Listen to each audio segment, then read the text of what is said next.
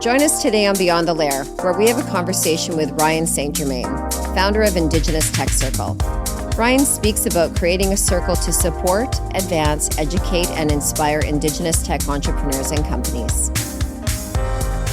Hello and welcome to Beyond the Lair. My name is Gina Jackson Montgomery. And my name is Dean Montgomery. Welcome, welcome. We are so excited to have a very prominent guest and friend of ours, Ryan St. Germaine. Welcome, welcome. Really excited to have you here. You are the founder of Indigenous Tech Circle. A little bit for our guests and our viewers to know about Ryan is he is a serial entrepreneur, much like the rest of us, and Indigenous tech leader based in Vancouver, BC, where we live. And as a founder of Indigenous Tech Circle, he's built a community of over 300 Indigenous tech professionals across Canada and the US. Ryan's entrepreneurial journey includes co-founding and successfully selling BCjobs, Western Canada's largest job board, and currently serving as executive in residence at Raven Indigenous Capital Partners and program leader at New Ventures BC Indigenous Tech Founders Program. Big mouthful. He focuses on connecting startups, accelerations, and impact investors to cultivate a thriving Indigenous tech ecosystem. Welcome to our programming. Thank you for having me. So can you tell us, we just said your whole bio, but in your terms, in your personal what does that way, mean? Yeah, what is it? Please explain this to us. Sure. Yeah. So maybe if I can, I'll back up a little bit. I'll tell you. So I grew up in an entrepreneurial family. So I started my first business at 17. I don't think my dad will mind saying this because it got better, but I saw him go bankrupt when I was quite young, and then I saw him rebuild quite successfully, and I was a part of those businesses. I think I was cheap labor, and so I swept parkades in a general maintenance contracting business, and did frozen meals packaging and delivery in a seniors business that grew to 25,000 meals a week that were being delivered, and so it was quite natural for me to start ventures, and so I co-founded and led a network of job boards across the country, including BCjobs, with a high school friend of mine that grew to be quite successful. And also started another one called Jobcast, which we realized there was a lot of demand in the Facebook directory for recruiting and no apps that did that. And so we brought LinkedIn style recruiting to Facebook and got 40,000 installs within 18 months.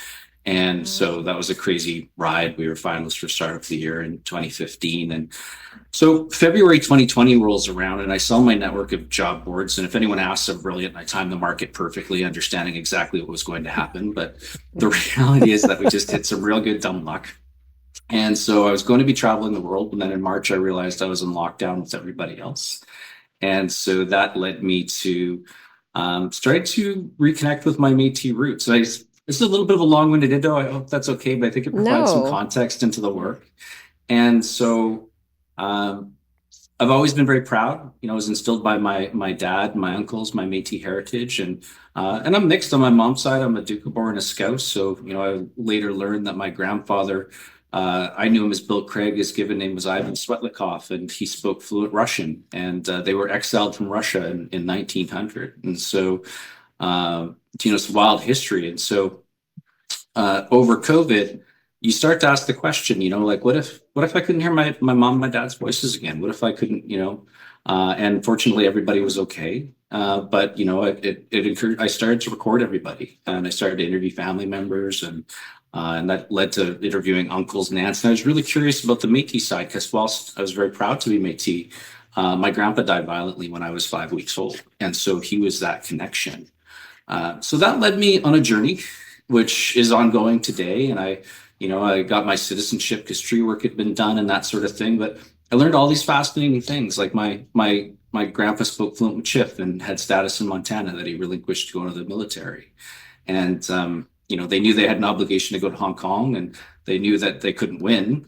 So they sent the Indigenous folks over, right? Not solely, but, and so within 3 weeks of deployment, he was a Hong Kong POW, and his story was one of resilience. He came back and raised a family, but add insult to injury. He lost an eye in a sawmill accident, and he used to take the eye out. He wasn't carrying around in a jar. He would take out his glass eye, and he would put it on the table, and he would look at my young infant and young children, uncles and dad, and say, I'm leaving, but I'm watching you. And so, So he had a sense of humor. Sure. oh yeah. And then I know where my uncles got their sixth sense of humor. And so that led me on an ongoing journey. I went back to Batosh when it was safe to do so, and just, plopped myself down at different, tables for lunch with Métis families and got to know folks. And I've also been an ecosystem guy, like connecting people and bringing together community through my we hosted the largest career fairs in British Columbia at one point for tech, and had panel events. And so I just started to ask where the Indigenous Tech Circle, or where the Indigenous tech people at, and people would respond that there aren't any. And I would, I hope it's okay to say this, but I would respectfully say, bullshit, I don't believe you. And so that led to conversations with folks like Joshua Nilsson, who we were just chatting about, and Jeff Ward, and all these amazing folks, Hannes Edinger and Denny Carignan. And we just got on. It was COVID. We were bored. And so, and we had shared mission values and what we wanted to see in the world. We wanted to see empowerment for Indigenous people and equitable outcomes through technology.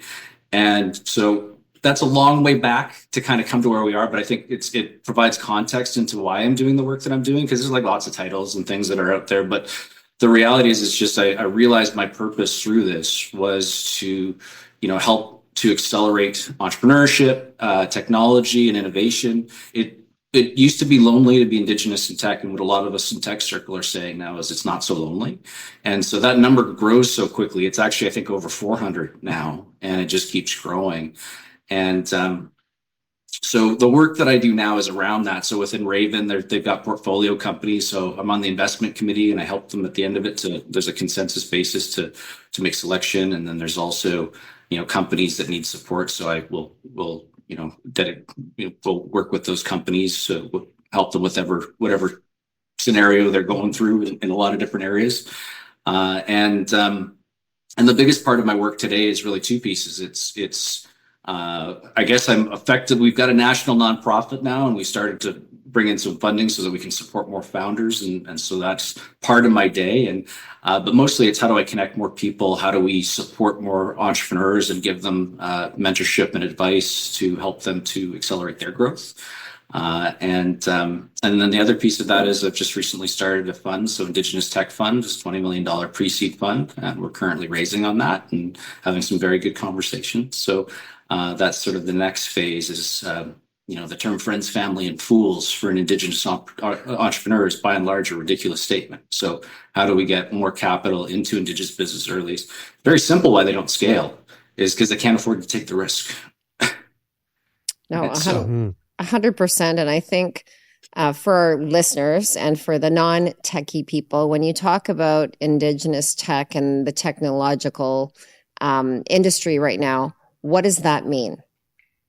Sure. Well, I think there's a lot of amazing folks leading the way that are, very successful tech professionals who happen to be Indigenous. Some of them are running Indigenous tech companies that focus on solving real problems in Indigenous communities. So you take like Lawrence Lewis, who runs One Feather, or, Anita Powlick with Race Rocks, or actually Anita's not. So she would be an example of another one that's just a very successful business that's Indigenous, and they, try to support Indigenous folks getting into technology. Denny Carignan runs Plato Tech, and I think they do something like 580 hours of QA testing and training with Indigenous team members that they onboard. And then once they're done training, they become consultants, and they've managed to partner with a lot of the big consulting firms and helps them with reconciliation. And they've found ways to allow Indigenous people to work on their nations and not have to leave. Because one of the big challenges, if you get successful in tech, then you get brain drain out of the nation, where they go and leave. And so, like, how can you stay in community and still have access to these opportunities? So it's pretty broad. There's everything in between. There's Josh Nilsson, who I know has been on the podcast, and he took Eastside Games. I don't know if he shares this. He's pretty humble, but I think he bootstrapped it to 100 million and then public on the TSX, right? So that's amazing. And through that, I know he has helped a lot of Indigenous folks. He's done so many things to support, including, creating scholarships and inviting folks in for internships within programming. And that lives on past his exit as well, too. And then there's also, like a lot of Indigenous tech professionals, right? So it's lonely to be Indigenous in tech when you're working at some of these big tech firms where it's like maybe you've got like one or two Indigenous people at some of the largest tech companies in the world. And we're all hearing about some of the things that are going on at some of them now and the reversals and such. So more than ever, it's important when you can't find your community within a company to have access to the broader ecosystem. Yeah, I know it's amazing. From our point of view, we're working with kids with the Bears Lair youth camps, right? We're building businesses. I love it. It's very, I love it, by the way. Very grassroots. It's as much as it is getting a little bit of confidence and understanding that there's a whole world out there. And it's good to leave, but it's also, you can still live at home if you want to in today's day and age. We also take place in, we work with nations and strategic planning and, what's going to be like when fiber gets here, right? Or when it's a good fiber. And so, I think the question that we always have and we like to bring to our communities is, it's noticeable in all communities, generally speaking, that, there isn't the equality you have of schools and the infrastructure. But once we get there, and I think we are getting there, or the communities that are getting it now, what can the future look like for the kids and how do we get them involved in tech? I'd love to get your point of view from that. And I think, and just further, when you talk about tech with kids, like tech to kids would be creating games, coding, content creation, social media, those kind of things would be tech. It can be exciting for youth. And I think there's probably parents like us where when we hear tech, we like, no, thank you. Just because it's a pain point of either you have that side of the brain or that not side of the brain. And going back to where we learned on a Commodore 64, where we're coding just to start the computer. So yeah, and then I'd say the other thing too is that there's jobs there for these kids that they're six figures and they can still live where they want to live, right? What are your thoughts on that?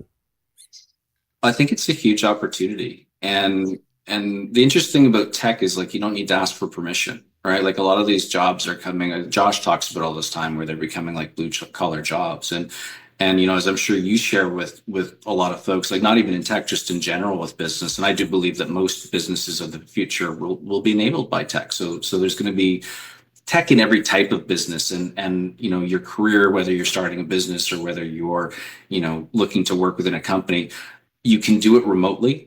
Right. So that's a beautiful thing. And that's become more and more common. And you can learn this stuff. Right. Like sometimes the verbiage and we're speaking different languages, so it can sound confusing. I can confuse people a lot of the time. If you hang out in tech too much, then nobody understands you. But it's a leveling of the playing field. And the interesting thing about business or like learning is you don't have to ask anybody for permission. We all learn in different ways. I've noticed that with Indigenous folks, including myself, we tend to learn experientially, right? So it's like, don't show me, like involve me, and then I will figure it out.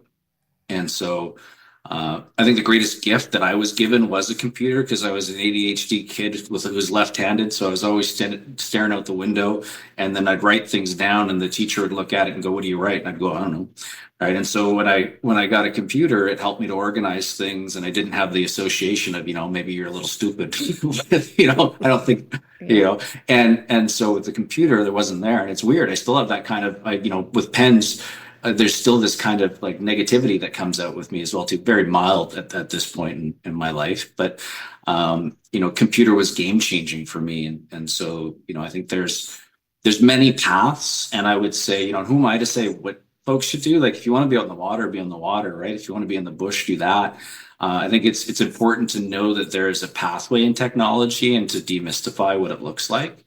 And I think that's why within Tech Circle, it's really important to elevate the good work that's being done, because there's so many amazing people that are starting companies that are working at Google and Workday and TELUS and Microsoft and, and all the major companies out there. And so, me as a Métis guy, I grew up playing lacrosse on the Squamish Nation. And if I went to my buddy Pete there and said, hey, like this is how you should do everything. And like, this is my path. It'll totally work for you. He'd probably kick me off the reserve. He'd probably have some choice words for me. Right. But if somebody else from community does that, then it makes sense. Right. Like, we've got all these great professionals, and, what the word Indigenous doesn't mean anything. It's like saying Chinese or sorry, no, Chinese is something. It's like saying Asian or Black or queer. Like, it's just this umbrella thing, right? Like, it doesn't define who we are as people. So by having diverse Indigenous voices in technology and more of us, then that goes back into our communities. What do you think? How are you? Are there many Métis? I guess my question is, are there many Métis people in your tech circle? And what is the mandate of the tech circle? What is your mission developing this and the mandate of your tech circle?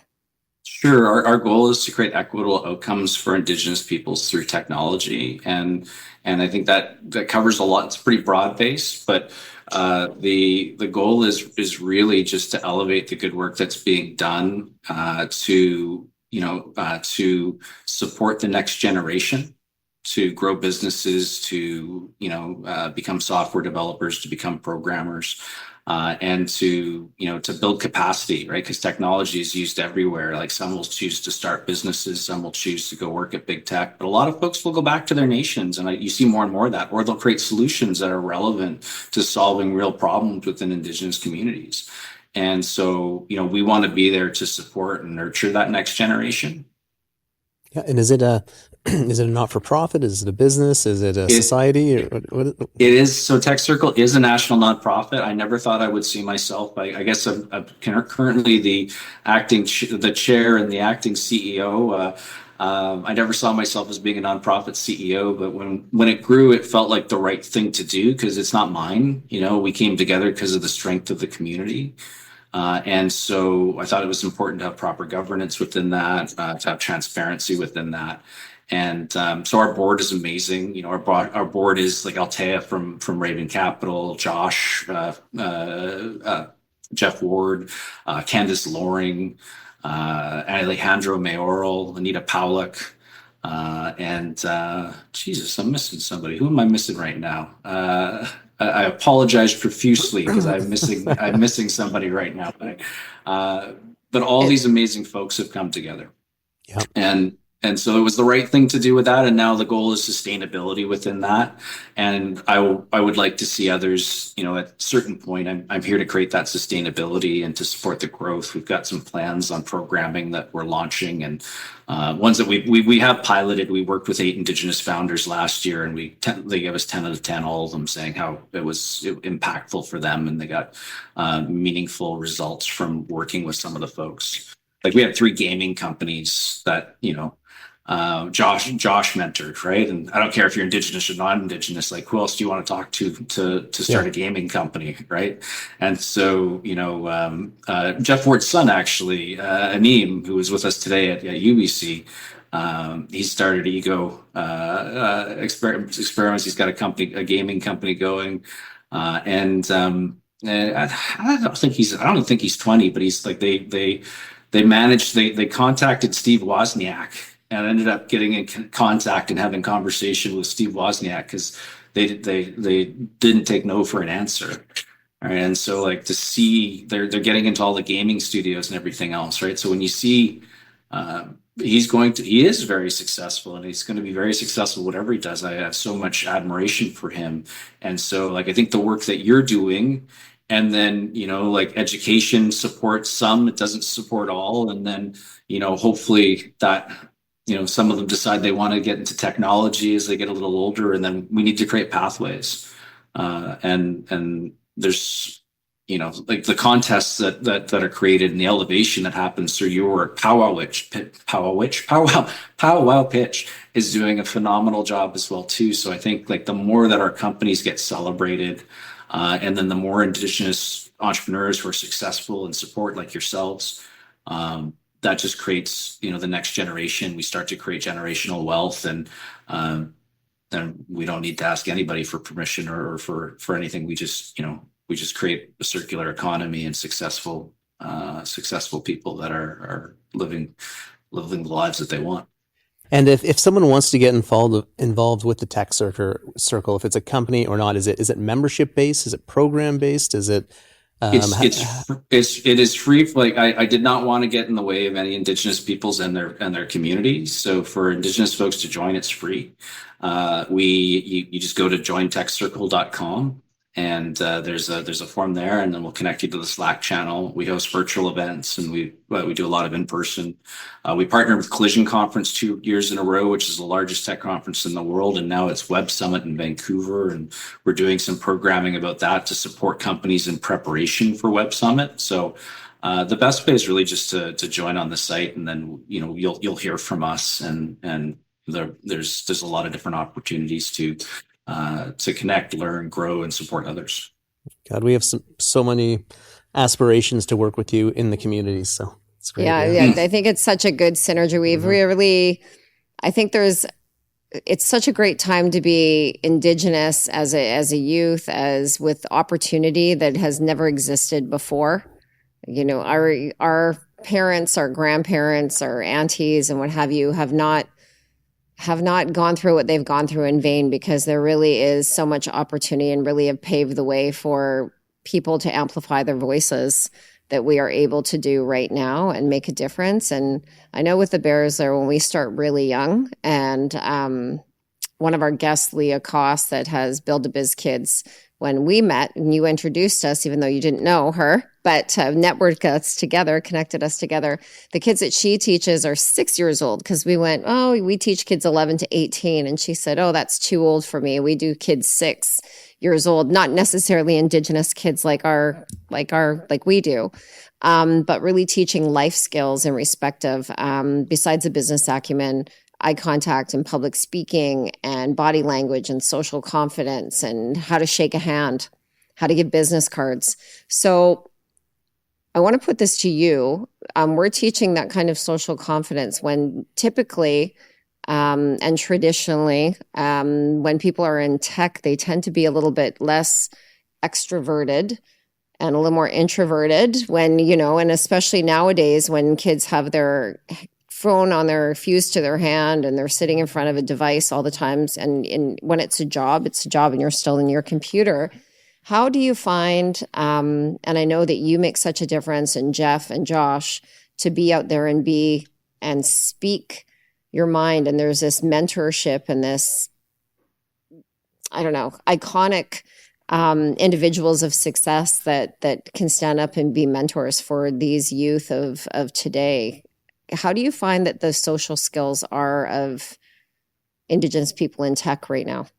The folks that I've met, I think are doing just fine in their ability to communicate. And there's always opportunities for improvement, especially if you're very technical. Like that's not an non-Indigenous kind of thing. It's no. Yeah. If you love coding, and I would say that that's okay too.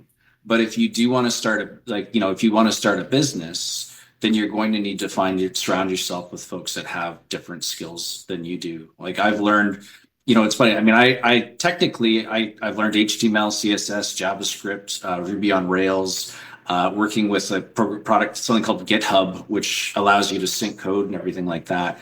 And I can't remember any of it because I never intended to be a software developer. I was just working with and leading software developers. Hopefully I had a good CTO. If I'm directly leading them, we're in trouble. But, I needed to know what they were talking about. And so for me, that was important to be able to communicate in their language as well. And so I think it depends on the role that you're playing. I think improving your communication skills is always going to be an important part of being successful. So you don't have to be incredibly polished like somebody that does that for a living. Mm-hmm.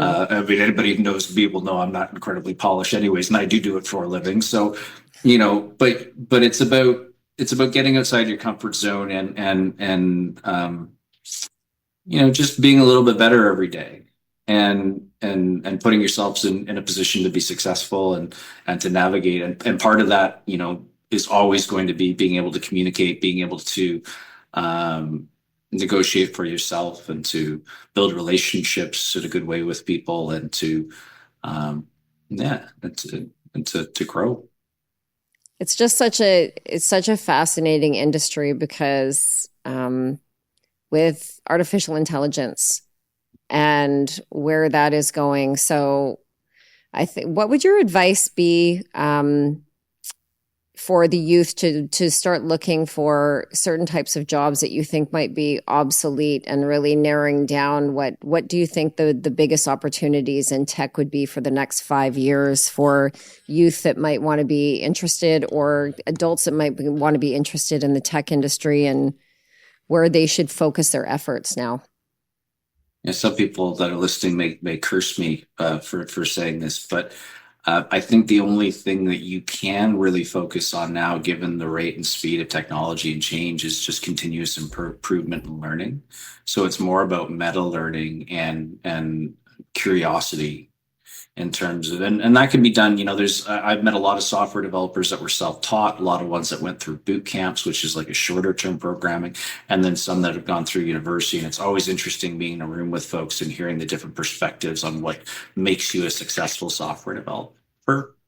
And I don't think there is any one path to doing that, nor is there to being an entrepreneur, right? Like, even being an entrepreneur is like a deeply personal thing. Like, I've got a pre-seed fund that is launching, and that's a very specific type of funding. You have to work things backwards. Do you want to have a board? Do you want to have to hire people? Do you want to, be on a 10-year timeline, right? And do you want to build something that's really big that requires the cash, or do you want to go a little bit slower, maybe still build something really big?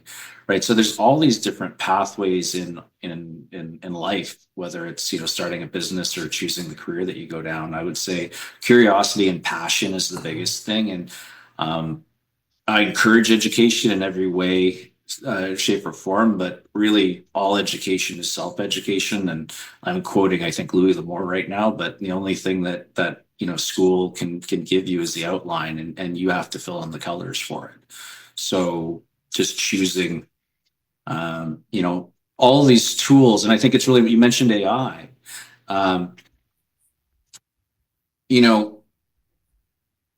ethically, there's a lot of things about AI, right?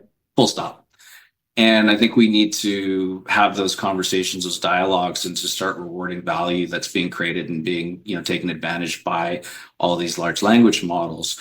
But it's also important, I think, as part of that conversation, to recognize that Indigenous peoples have been left behind in a lot of things for too long. And so, it's also important to explore these things at an individual level. And some of them are realities that you can't put the cork back in the bottle. So I would say a really important part is just understanding AI, because in order to be able to defend against things that shouldn't be happening, you do have to understand it and work with it. And there's just so much opportunity there that I would hate to see folks just kind of opt out full stop and say, we're not going to use any of these tools.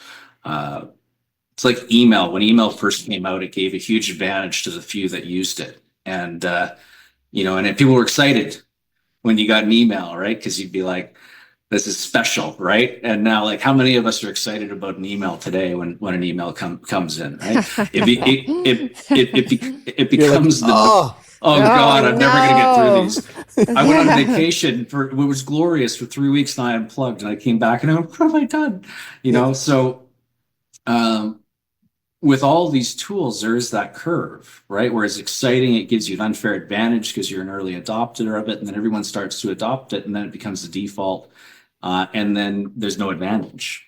And so, similarly within AI right now, there's a few percentage of people that are using it overall, even though it's hyped as much as it is. And so those folks are getting an unfair advantage, but at a certain point, it'll just become the default. So I wouldn't want to see, our communities opt out of that. But, we do have to have a voice in how we can do it in a good way. And there's all these creators that, are, yeah, it's not good. Yeah. It's interesting, and bringing that up and the values. Okay, so in all the organizations you're working with the Tech Circle and Raven Capital, and how is it a group of Indigenous people? But is there Indigenous values instilled? And if there are, is it the way that it operates? Is it just you as human beings? Is there, I don't know, something to the companies? Is there something different?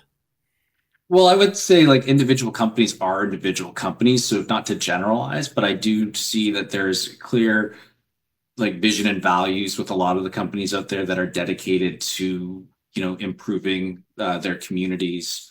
Sometimes that's not through, their application of their business that's doing that, but like a desire to really support, elevate, and even like hopefully some of these companies have exits and then they start investing in the next generation as angel investors. Like we need more of that, investing in our own businesses as a community. But I would say in general speaking, I've noticed that the heart and the values within the community is very consistent. So there's a reason why Tech Circle grew so fast. Those values weren't mine that I put up on a corporate paper or, we ended up, so we collectively, I surveyed the willing at a certain point once I decided to jump into this. Maybe I'll back up. So like Tech Circle grew when I was doing other things. In 2022, I led an EdTech company that had gotten some funding from CMF, and in 2023, I did an M&A process and a bunch of advisory. And all the while, Tech Circle was growing in the background. And then I just realized at one point, I'm like, I keep doing these other things for money and my heart's here. So I have no idea how I'm going to make it sustainable, but it's never stopped me before. And I'm like, okay, like there's something here. And I said, well, it's not for me to decide what this is. So I surveyed the willing of the core, not just anybody that was willing to, and there's core members and other, like just folks were willing to sit on a call, and I collected all that information. And from that, we developed our mission and values. And, we put it forth to everybody on a call, and everyone's heads nodded. We left it open for comments, and then we finalized it in January 2024. And I didn't say any of these things. Yet when I wrote it down and compiled it, Jeff Ward made it sound better because he's just a better writer than I am, right? And I could easily have written that out, and I think so could a lot of other people. And so those were Indigenous values, right? And I see it and I hear it when we're on stage, right? So that's the cool thing. It's not something that you can put on a piece of paper or dictate or that, but it's been the joy of my life, Tech Circle, and so the people are incredible, and they're doing incredible work that's heart-based, and they're navigating life with two-eyed seeing and trying to figure it all out, just like the rest of us. Oh, great answer. What are the core values? It's a very good question. I'm horrible at reciting, but one is I'm not going to give you exact ones, but I'll give you kind of like one is like giving more than you take. Right, like this is a symbolic table where you bring more than you take away from the table. It's about continuous improvement and how do we word designing business in a good way, in our way, and iterating on that and creating an Indigenous, like collectively learning, iterating on that business process, and continuously improving for future generations. Like, how do we build our own structures, our own system of doing business together? You know what? You've caught me, and I'm going to pop it up because I want to get it right in terms of celebrating contributions, so uplifting one another. Being of service and sustainable growth, right? So, and I'm sure there's a lot else as well too that could be said on those ones. Like, we could talk about seven grandfathers' teachings and those things, and I think a lot of the things that we say maybe are said a little differently, but align with that. Mm-hmm. So, very nice. Mm. So, question about you. All of us have that either pivotal moment when we decide what we're going to do, but before that, we have a mentor. We have somebody that inspired us, or a few mentors if we're really lucky. Who is a person or people that have inspired you and mentored you? And maybe what kind of advice have they given to you going forward? Or the best advice you've ever got from a mentor? So many. It's hard to I mean, it starts with my father. There's a video of us, like he's in his 70s now, and he went into a boxing gym with me for the first time. And He was equally cute and tough. Like he was wearing his jeans, his East Band special, his jeans and a shirt and hitting on the bag. And but he also could hit that sucker, So like at 77, he's still willing to try new things, and I'm not outing him on his age here, but still willing to try new stuff. And I grew up in an entrepreneurial family with my uncle Bob as well too. He gave us our first office space above his Flex Industrial, where he was doing general contracting, and just an incredible human being. Gruff, but just the nicest human being you'll ever meet. So I think early in my career, there's a lot in terms of business that I learned from them, and then once I got into technology, the business side, but just the values and how they showed up. Like my dad was willing, like when he was running his business, he'd show up and bring food and sweep the parkade with the folks that were working there, right? Or he'd go in and start cleaning the dishes at Rideau Manor when they got a contract at a seniors home, and then they doubled up to do frozen meals in the evenings on just volume. And I always remember how he showed up, and that we're all equal. I think that's the beautiful thing about Circle, right? Today at UBC, it was wonderful. We had Indigenous and non-Indigenous folks there, and we were going to do a panel initially, and I'm like, nah, let's, we all have something to say. Let's just hang out and get to know one another. So I think I learned a lot of my relationship building from my dad. And then as I got into technology and other things as well too, there's a lot of these great folks like Bill Tam from BC Tech. I don't know if you knew he was a mentor for me, right? Or Peter Payne, who was actually officially a mentor of mine for a period of time. And all these amazing folks. Cindy Pearson, who got us our first contract there. My friend Dan Rallahand at CGA, when nobody in their right mind would have brought us in to do a solution. The CTO asked for a P&L, and I said, a P and what? We had about 40,000 in revenue and a bunch of yahoos, and they gave us a contract to go in there, right? So I've been really blessed in that, and I think it takes. I think I think the biggest piece of advice is that it's okay to ask for help, and most people will support you in that in the ecosystem if you do. Sometimes we feel like we have to have it all figured out. I'm 48 years old now. I'm outing myself on my age, and I don't have a thing figured out, but I'm having an amazing life, and every day I learn something new. And so, continuously learn, ask for help, and be willing to help others. Right on. If you were to give advice, of all the best advice to, say, the young folks that are getting involved in business or tech, what would you say? What's your one piece that you found important, that you value? So many, but I think maybe I'll say it's not black and white. It's not right or wrong. It's not pass or fail. Like, failure is more information. And so, like tests aren't designed for you to get a mark. They're designed for you to evaluate information and see where you're at. If it's information that's important for you to learn, study more and take the test again. Right? Like if you feel like you should be in a room and you're passionate about it, you don't fail if you don't quit. Right? And then if you don't want to do it anymore, quit and do something else. That's okay too, but do it on your terms because you choose to, not because you're afraid of looking bad or those kinds of things. Because I think we get locked up in guilt and shame sometimes and think like, and it's a shame when that paralyzes us because there's so much opportunity out there. And you don't have to ask permission for any of this stuff. Love it. Congratulations. Dean and I went to Collision last year and the year before as well. And to be able to have Indigenous Tech Circle there represented is huge.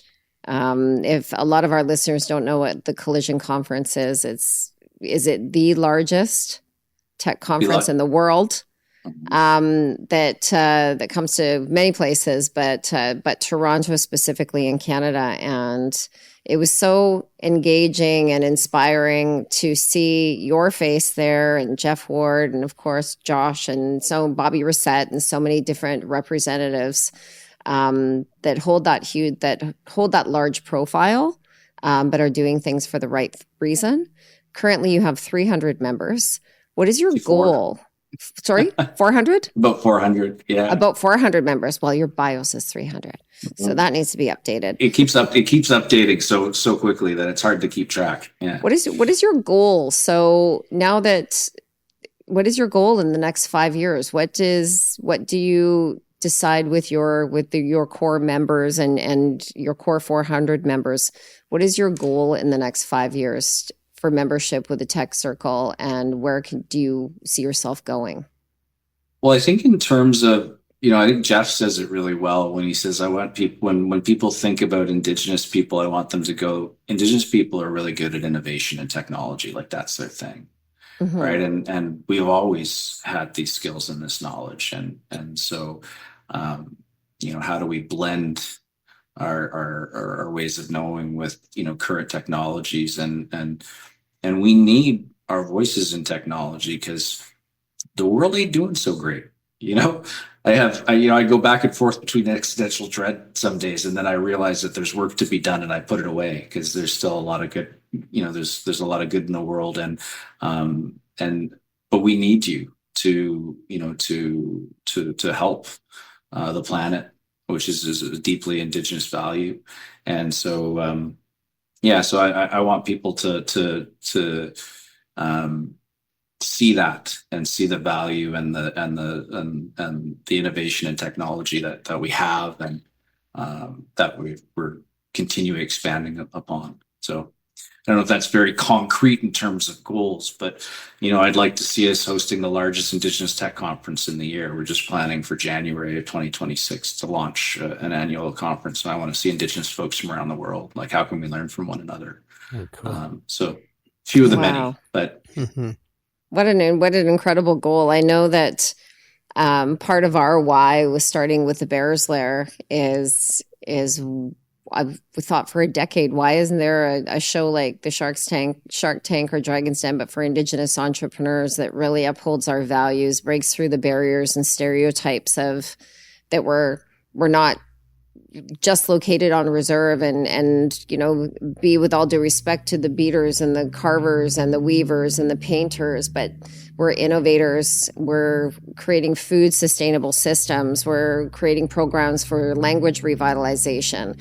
We're working like the Tech Circle, Indigenous Tech Circle with just really providing and preserving our languages and our cultures. And the best way to do that is through technology now, because all of our knowledge keepers are fading away. And my brother says it best, that every time an elder dies, a library is burned down, because it's literally all of that knowledge, and technology can really help with that. So one of my questions is, how can technology, not Indigenous technology, but how can technology help with preserving the culture of our people in respect of our languages and our stories and our legends? My brother has something, Shane Jackson, that has a story booth, and that's where it goes into community, and it's like a little longhouse hub. And he has a video camera and a microphone and a monitor there, and an elder can go in and just talk, and it's documented as a library. But that's on a very small independent scale for a nation. But how do you think technology can help preserve our culture? I think there's so many ways. It's really, that's not like there's if you think about things like Duolingo, for example, why couldn't you have that for Indigenous language, right? And I know Michael Running Wolf and Caroline Running Wolf have done a lot of work in AI and language and that sort of thing. So using those models, there's, and I'm not the best person to talk on this, but from what I call with conversation with them, there's some commonalities within Indigenous languages that can demystify some of these things and make it so that you can look for the consistence, and that can be part of